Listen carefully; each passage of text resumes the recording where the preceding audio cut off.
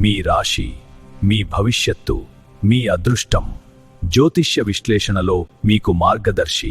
ఇదే ఎస్వికే భవిష్యవాణి.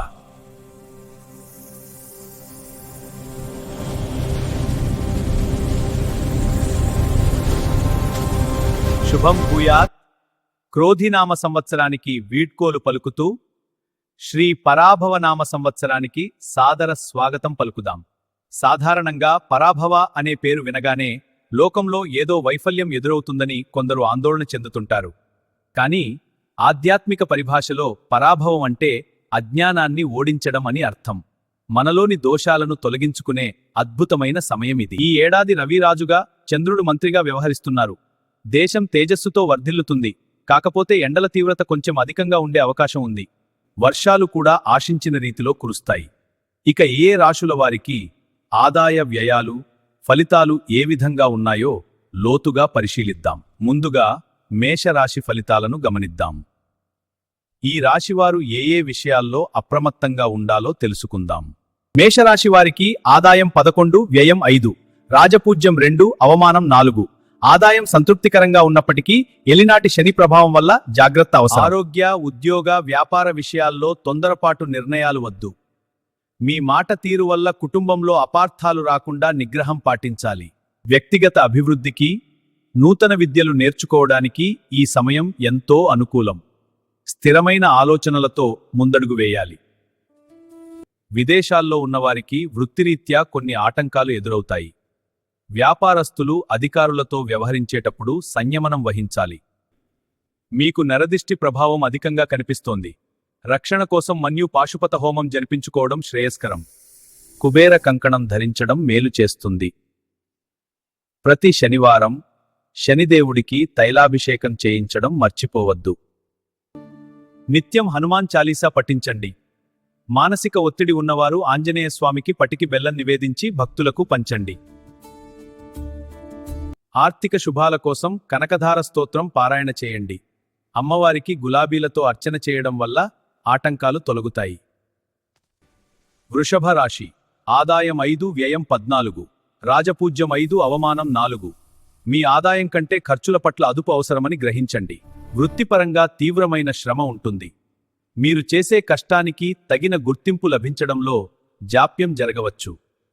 ఓర్పు వహించాలి. వ్యాపారాల్లో పెట్టుబడుల విషయంలో అత్యుత్సాహం వద్దు. విదేశాల్లో ఉండేవారు తమ పనితీరుపై మరింత దృష్టి సారించాలి. అయితే భూ సంబంధిత వివాదాలు పరిష్కారమై ప్రయోజనం పొందుతారు. పోటీ పరీక్షలకు సిద్ధమయ్యే వారికి విజయావకాశాలు మెండుగా ఉన్నాయి. లక్ష్మీనారాయణ పాశుపత హోమం మీకు శుభ ఫలితాలను ఇస్తుంది.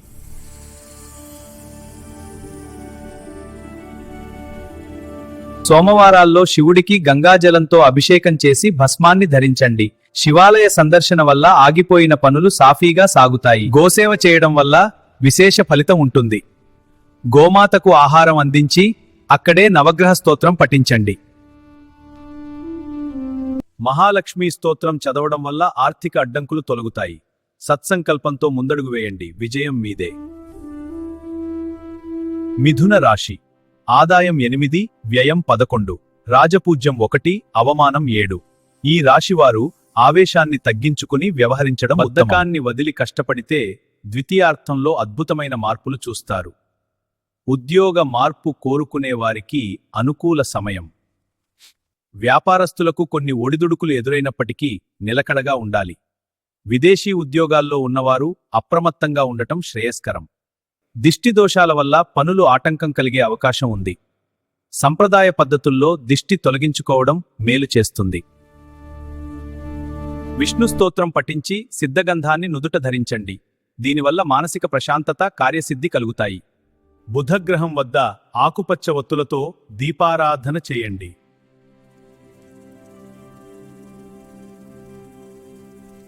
పౌర్ణమి రోజు శివుడికి చెరుకు రసంతో అభిషేకం చేయించండి. ఆర్థిక స్థిరత్వానికి ఇది ఎంతో దోహదపడుతుంది. దుర్గా కవచం పారాయణ చేయడం వల్ల ఆపదలు తొలగుతాయి. భగవత్ చింతనతో ముందుకు సాగండి. కర్కాటక రాశి ఆదాయం 2, వ్యయం 11, రాజపూజ్యం 4, అవమానం 7. మే నెల తర్వాత పరిస్థితుల్లో క్రమంగా మార్పు వస్తుంది. పెద్దల, గురువుల సలహాలను పాటించండి. ఉద్యోగ ప్రయత్నాల్లో పట్టుదల విడవకండి. ద్వితీయ ప్రయత్నం ఫలిస్తుంది. వ్యాపార పెట్టుబడుల విషయంలో ఆచితూచి అడుగు వేయాలి. అనవసర ఖర్చులను నియంత్రించుకోవడం అవసరం. ముఖ్య గమనిక: స్త్రీలను గౌరవించడం వల్ల మీకు శుభ ఫలితాలు కలుగుతాయి. ఇది మీ ఆర్థిక ఎదుగుదలకు తోడ్పడుతుంది. ముత్తైదువులకు ఫలప్రసాదాలు అందించి వారి ఆశీస్సులు తీసుకోండి. గౌరీమాత అనుగ్రహం మీకు లభిస్తుంది. అర్ధనారీశ్వర స్తోత్రం పఠిస్తూ శివపార్వతులను సేవించండి. మీ పనుల్లో ఉన్న ఆటంకాలు క్రమంగా తొలగిపోతాయి. అర్చన చేసిన పసుపును ధరించండి. ముఖ్యంగా రియల్ ఎస్టేట్ రంగంలో ఉన్నవారికి ఈ పరిహారం అద్భుతమైన ఫలితాలను ఇస్తుంది. దైవబలంతో ఆర్థిక ఇబ్బందుల నుండి బయటపడతారు. ఆత్మవిశ్వాసాన్ని కోల్పోకండి. సింహరాశి. ఆదాయం 5, వ్యయం 5, రాజపూజ్య 7, అవమానం 7. అర్ధాష్టమ శని ప్రభావం వల్ల మానసికంగా, శారీరకంగా కొంత ఒత్తిడి ఎదురవుతుంది. ఎంత కష్టపడినా చివరి నిమిషంలో ఫలితాలు చేజారవచ్చు. అష్టమ గురువు వల్ల అన్ని వైపుల నుండి దిగ్బంధనం జరిగినట్లు అనిపించినా ధైర్యం వీడకండి. ఇంట్లో చిన్నపాటి గొడవలు, పిల్లలు మాట వినకపోవడం వంటి ఇబ్బందులుంటాయి. నిగ్రహంతో వ్యవహరించడం శ్రేయస్కరం. పరిహారంగా శనేశ్వరుడికి తైలాభిషేకం చేయండి. నువ్వులతో పూజించి బెల్లం నివేదించడం వల్ల శనిదోషం తగ్గుతుంది. అఘోర పాశుపత హోమం జరిపించడం మీకు రక్షణగా నిలుస్తుంది. మెడలో కాలభైరవ రూపు ధరించడం మంచిది. బహుళాష్టమి రోజు కాలభైరవ ఆలయంలో గారెలు నివేదించి నలుగురికి పంచండి. ఇది మీకు ఆపదల నుండి విముక్తి కలిగిస్తుంది. వెంకటేశ్వర స్వామి మరియు లక్ష్మీదేవికి పిండి దీపారాధన చేయండి.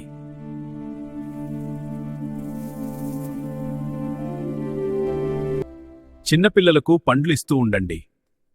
కనకధార స్తోత్రం పఠించడం వల్ల అదృష్టం మీ తలుపు తడుతుంది. కన్యా రాశి. ఆదాయం 8, వ్యయం 11, రాజపూజ్యం 3, అవమానం 3. 7వ స్థానంలో శని ఉన్నందువల్ల వృత్తిలో కొంత శ్రమ తప్పదు. రాహుగ్రహ స్థితి మారినప్పుడు అదృష్టం వరిస్తుంది. సంగీత సాహిత్య రంగాల్లో ఉన్నవారికి ఈ ఏడాది అద్భుతంగా ఉంటుంది. సంవత్సర ద్వితీయార్థంలో వ్యాపార పెట్టుబడుల విషయంలో చాలా జాగ్రత్తగా ఉండాలి. నిదానమే ప్రధానమని గ్రహించండి. ప్రతి శుక్ర శనివారాల్లో మహాలక్ష్మీదేవి అష్టోత్తరం చదువుకోండి. ఆవుపాలు, పంచదార నివేదించడం వల్ల శుభం కలుగుతుంది. ముత్తైదువులకు వస్త్రదానం లేదా తాంబూలం ఇవ్వండి. వారి ఆశీస్సులు మీ అభివృద్ధికి తోడ్పడతాయి. ధన్యవాదాలు స్వామీజీ. ఆర్థిక స్థితి మెరుగుపడటానికి మహాపాశుపత హోమం జరిపించండి. కుబేర కంకణం ధరించడం వల్ల సంపద నిలుస్తుంది. గురు, శుక్రవారాల్లో కుబేర అష్టోత్తరం చదువుకోండి. పేదవారికి అన్నదానం లేదా వస్త్రదానం చేయడం వల్ల వృద్ధి చెందుతారు. ధర్మబద్ధమైన దానగుణం మీకున్న కష్టాలను తొలగిస్తుంది. అంతా శుభం జరుగుతుంది. తులారాశి. ఆదాయం 5, వ్యయం 14, రాజపూజ్యం 6, అవమానం 3. ఈ ఏడాది 3 వంతులు మీకు అనుకూలంగానే ఉంటుంది. కుటుంబ సభ్యుల అంచనాలు అందుకోలేక మానసిక ఇబ్బందులు తలెత్తవచ్చు. నిద్రాహారాల విషయంలో అశ్రద్ధ చేయకండి. రియల్ ఎస్టేట్, ఈవెంట్ మేనేజ్మెంట్ వారికి బాగుంటుంది. గృహయోగం ఉండి సొంత ఇల్లు ఏర్పరుచుకోగలరు. మీకు పరోక్ష శత్రువుల బాధలుండవచ్చు. వనదుర్గాంబ హోమం జరిపించండి. లక్ష్మీ తామర వత్తులతో, అష్టమూలికా తైలంతో దీపారాధన చేయండి. దీనివల్ల ఆర్థిక ఇబ్బందులు తొలగుతాయి. ప్రభుత్వ ఉద్యోగులు, కాంట్రాక్టర్లు పెండింగ్ బిల్లుల కోసం రవిగ్రహం దగ్గర ఎరుపు వత్తులతో దీపం పెట్టండి. వరంగల్ భద్రకాళి అమ్మవారిని సేవించండి. సాయంత్రం సంధ్యా సమయంలో అశుభం మాట్లాడకండి, నిరాశ చెందకండి. అమ్మవారి అనుగ్రహం వల్ల మీకున్న శత్రుబాధలు తొలగిపోయి విజయం సిద్ధించి తీరుతుంది. వృశ్చిక రాశి. ఆదాయం 11, వ్యయం 5, రాజపూజ్యం 2, అవమానం 6. ఆదాయం చాలా బాగుంటుంది, చివరికంతా మంచే జరుగుతుంది. పిల్లల విద్య, వివాహ విషయాల్లో చిన్న చికాకులు ఏర్పడినా అదృష్టం వరిస్తుంది. పట్టువిడుపుల ధోరణి అలవాటు చేసుకోవాలి. ఆఫీసు రాజకీయాలున్నా మీకేం నష్టం జరగదు. మెడికల్ ఫీల్డ్ మరియు డిస్ట్రిబ్యూటర్లకు ఈ ఏడాది బాగా కలిసి వస్తుంది. బంధువుల నుండి విమర్శలు ఎదురైనా ధర్మరాజు వలె ఓర్పు వహించండి. మీ మౌనమే మీ విజయం. పరిహారంగా నిత్యం గణపతి పూజ చేయండి. గురు, శనిగ్రహాల స్థానాల బట్టి జపాలు చేయించుకోవడం శ్రేయస్కరం. బియ్యపిండి ముగ్గుపై పసుపు కుంకుమలుంచి అష్టమూలికా తైలంతో దీపారాధన చేయండి. నెగటివ్ ఆలోచనలు మాని మహాలక్ష్మి స్తోత్రం మరియు నవగ్రహ పారాయణ చేసుకోండి. అంతా శుభం జరుగుతుంది. మీ ఆత్మవిశ్వాసమే మీ సంపద. భగవంతుని కృపతో అన్ని ఆటంకాలు తొలగుతాయి. ధనుస్సు రాశి. ఆదాయం 14, వ్యయం 11. రాజపూజ్యం 1, అవమానం 2. ఆదాయం బాగున్నా అర్ధాష్టమ శని ప్రభావం ఉంటుంది. అష్టమ గురువు వల్ల ఉద్యోగంలో కొంత అసంతృప్తి కలుగుతుంది. దైవానుగ్రహం, పెద్దల సహకారం ఉంటేనే పనులు నెరవేరుతాయి. కుటుంబ సభ్యులు మిమ్మల్ని కించపరచకుండా ప్రోత్సహించాలి. వ్యాపారాల్లో మెయింటెనెన్స్ ఖర్చులు పెరిగే అవకాశం ఉంది. శనేశ్వరుడికి తైలాభిషేకం చేయండి.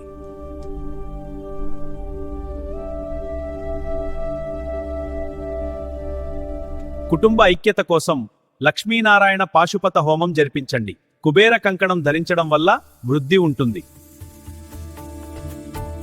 నవగ్రహ ప్రదక్షిణ చేసి కుజగ్రహం వద్ద ఎరుపు వత్తులతో దీపం పెట్టండి.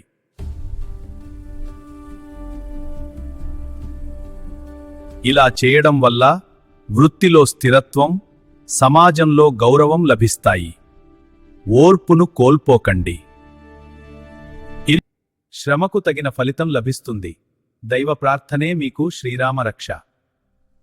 మకర రాశి. ఆదాయం 2, వ్యయం 8. రాజపూజ్యం 1, అవమానం 2. ఏలినాటి శనిపోయినా ఇంకా ఆర్థిక స్థిరత్వం కోసం ఎదురు చూడాలి. ఉద్యోగం పట్ల ఉత్సాహం లోపించి కొంత భయంగా పనిచేస్తారు. కానీ విందు వినోదాల వల్ల సోషల్ సర్కిల్ పెరిగి వ్యాపారం వృద్ధి చెందుతుంది. రాహువు వల్ల విపరీతమైన ఆలోచనలు, డిప్రెషన్ రావచ్చు.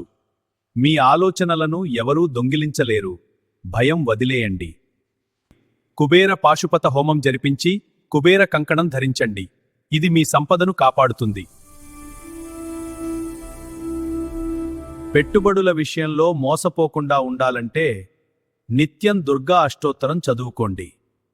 అమ్మవారి రక్షణ లభిస్తుంది. 7వ స్థానంలో గురువు ఉన్నాడు కాబట్టి స్త్రీలను గౌరవించి ఫలపుష్పాలిచ్చి ఆశీర్వాదం తీసుకోండి. వారు ఏది ఇస్తే అది ప్రసాదంగా స్వీకరించండి. ఫలానా కోరిక తీరాలని ముందే షరతులు పెట్టకండి. మీ విచక్షణ జ్ఞానమే మిమ్మల్ని కాపాడుతుంది. శుభం భూయాత్. కుంభరాశి.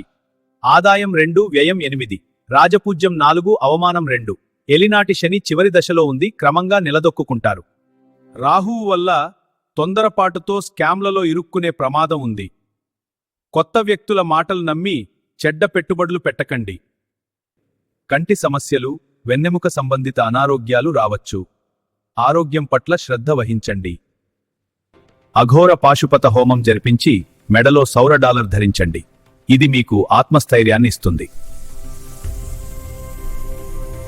రోజూ సూర్యాష్టకం, శని స్తోత్రం పఠించండి. పనులు నెమ్మదిగా జరిగినా ఆందోళన చెందకండి. రోజూ సూర్యాష్టకం, శని స్తోత్రం పఠించండి. పనులు నెమ్మదిగా జరిగినా ఆందోళన చెందకండి.